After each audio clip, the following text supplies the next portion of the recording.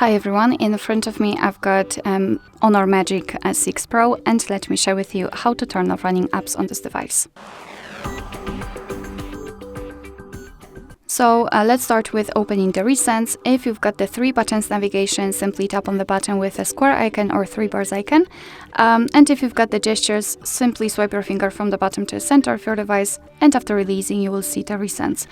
If you want to, you can close, for example, only one of those apps. Just find it and swipe it up like that, or tap on this trash bin icon.